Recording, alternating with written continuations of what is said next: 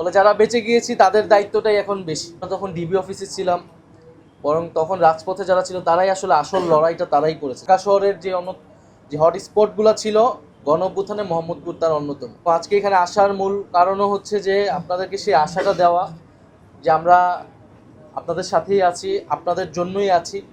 হয়তো আপনাদের সাথে আপনাদের সবসময় কথা শোনা সম্ভব হয়ে উঠতেছে না, কারণ দেশেরও একটা পরিস্থিতি আছে, আমাদের অনেক কিছু নিয়ে এখন কথা বলতে হচ্ছে।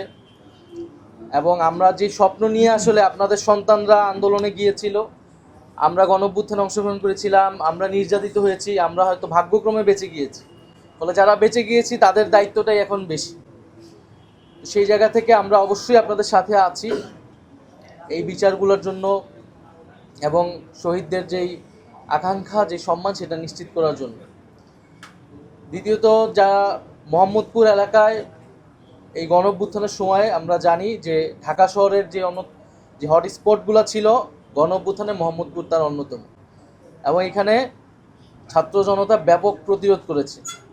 সেই প্রতিরোধের ফলেই কিন্তু শেখ হাসিনা 5ই আগস্ট দেশ থেকে পালাতে বাধ্য হয়েছে।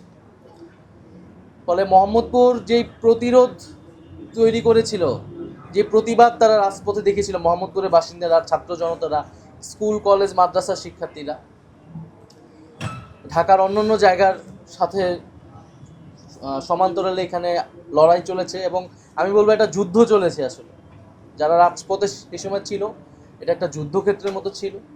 আমরা তখন ডিবি অফিসে ছিলাম, বরং তখন রাজপথে যারা ছিল তারাই আসলে আসল লড়াইটা তারাই করেছে, যারা মাঠে ছিল। আপনারা ছিলেন, আপনাদের অনেকের অভিজ্ঞতা আছে।